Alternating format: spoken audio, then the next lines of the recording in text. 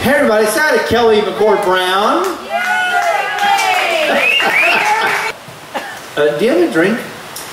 Well, I was hoping you was going to share. Unless you don't like beer though. I got to try it. There you go. Falls Distributing supplied these samples of Michelob Ultra. I'm thinner already. I feel like I'm wasting away. You look it too. It's the beer for fit people. Tell us where you're from, where you grew up. I am from Duncan, Oklahoma, and I have pretty much grown up there, and I live in Velma now. Tell me about Velma. And who's Elma? I really don't even know. I don't say Velma Elma because it sounds really hick. Does it? Yeah, so I just say Velma. There are sister cities. You have Minneapolis, St. Paul. You got your Dallas, Fort Worth. And you got your Velma Alma. They were Oklahoma. sisters? Fuck if I know. I always thought it was like one town. Is Alma an actual town? She confirmed it, and they were sisters. I'm assuming they're probably dead. Oh. Are they dead? No, they weren't really sisters. Alma is a smaller town. Yes. Than Velma? Yes. How big is Velma? Kelly? Lee, it's about 1,000 maybe. 1,000 maybe? And Maybe. Alma would be... It's 10? gone now.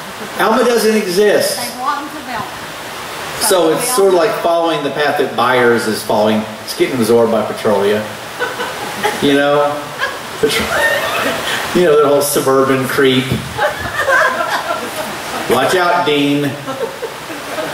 They're coming for you next. That's Clay County humor. And you have 2 kids. I have 2 kids. My daughter is 22 and she goes to Stillwater. And my son he will be 15 Saturday, and he's an 8th grader. Oh, you mentioned her son Jake had an episode playing basketball last November? Last November. He was completely knocked out, and so from there they did just a routine CT scan, and the doctor came in and asked if he had ever had a brain injury, and I said, no, why would you ask that? And they said, well, he had a mass. And from there we just started making some phone calls, and that's when he was diagnosed with a brain tumor. And he had lengthy sort of diagnostic process, and you were trying to map out the best way to address this, and end up with a surgery almost 2 months ago, July 16th. right? But a month ago. And they successfully removed the mass, and he's been sort of... He has been doing great. Heading in the right direction since then. Yes. Well, and that is a woo. That's outstanding.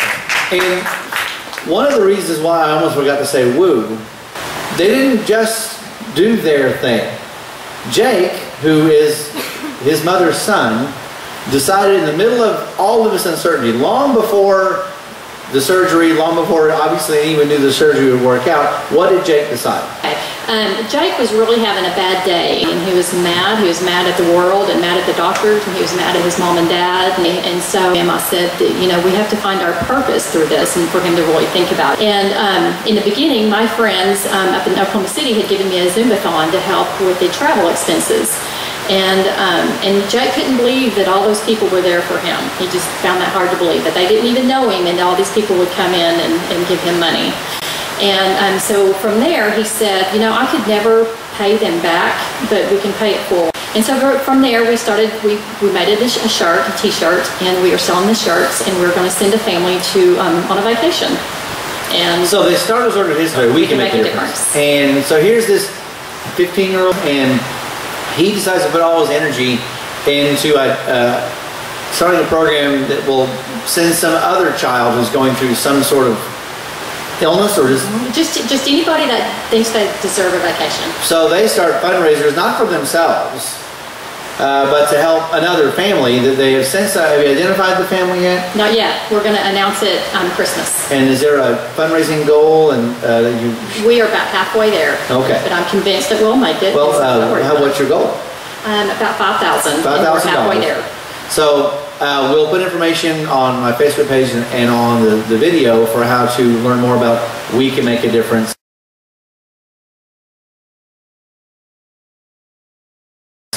But it helped to kind of tell the most recent story first, because you can kind of start working backwards, you know, because we are our children's parents and they learn from us. And Jake, in his very recent life, he has seen the way Kelly dealt with her husband's situation. So what happened with your husband? We were, he was literally on this four-wheeler for about 30 seconds. He was backing it up. He was turning it around, and he wasn't doing anything stupid like men do. But it just flipped over. It was on a gravel road, and flipped over. We were out in the country, and was it just the two of you? No, Jake was there. Okay, so. And so he said, I think my leg is broke. And I said, okay, well, I'm going to try to get it off. And it was about 1,200 pounds. And so I would put it up underneath my shoulders, and I would get on my tippy top. I was taller, it would have worked. It would have been great. I was just too short. And so I lifted it up, and I'd drop it again, and he'd say, oh, God, that hurt. And I did it about 3 times before we finally got it off. And whenever we went to the hospital, it was actually broke 3 times.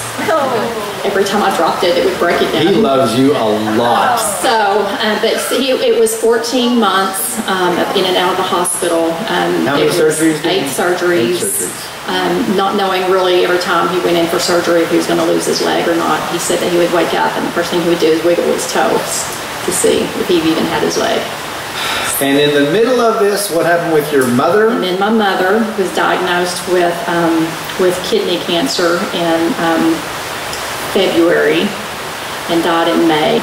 Now, this could just send a pretty regular person off the deep end. How close to the edge do you think you got? I mean, do you feel like you ever began to lose perspective? Not really. I really haven't.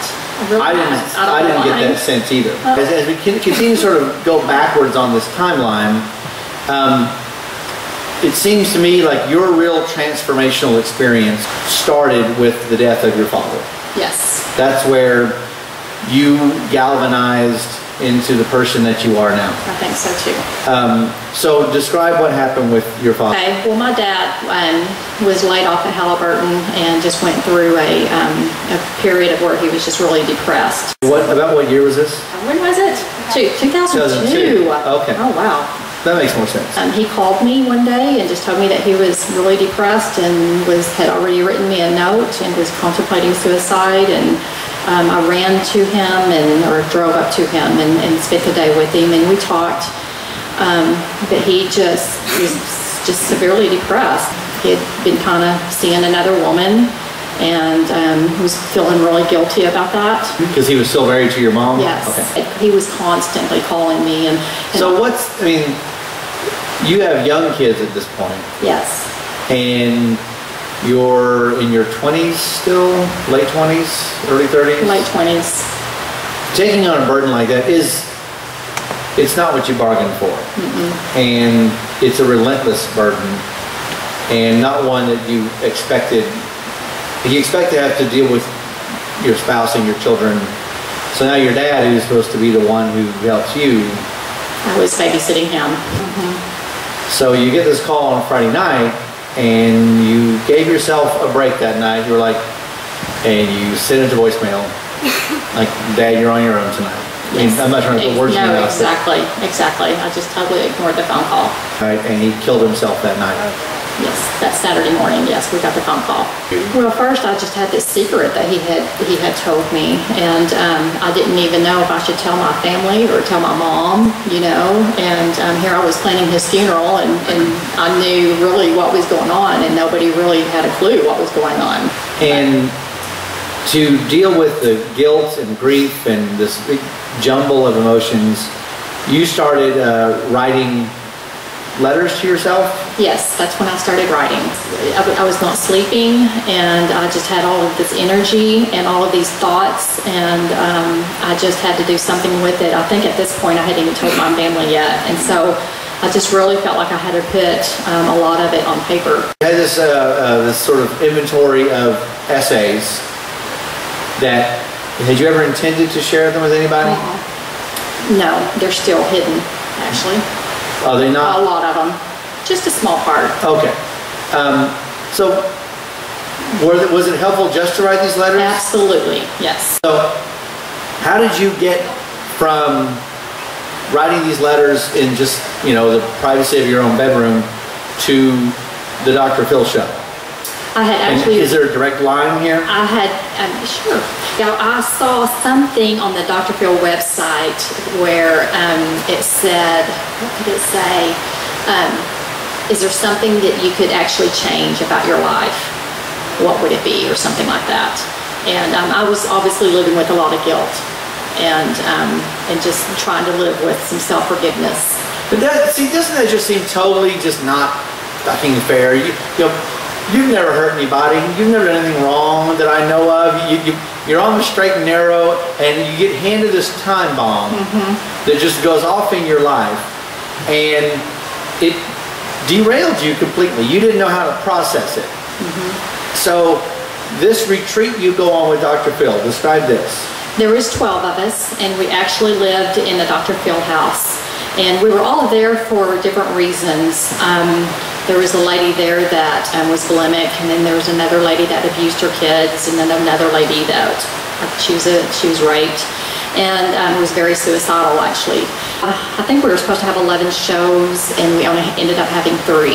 One of the ladies was actually not mentally stable. They decided to take the show off. So this happened when? 2009. It's very recent, yeah. Yes. And that's where you met with the guy that helped you put this book together, right? You know, it was just... Letters from the Heart, a collection of inspiring, touching, and sometimes funny letters that move the heart by Kelly Brown and Wade Younger. Yes. What my purpose was through all of that was, it was for people to write a letter, whether it was to tell somebody you're sorry, whether it was to maybe a divorced couple and you wanted to say something that just was never said. And so I had several people submit letters to me, and that's how that transpired into the book. Here's something else she did before all this other stuff. She's a nail technician, and she invented a tool. Didn't my dad work with you? Yes. My dad's a He was patent my attorney. attorney. And she invented a tool that basically looks like I have one on the table. oh, she has one. I don't have to act it out. Yes.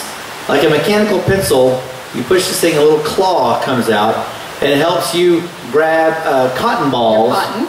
And for what reason? Why not grab them with your hand? Well, I was back when I was cool, I had long red nails, and I was Saucy. constantly trying to get polish off without messing up my nails.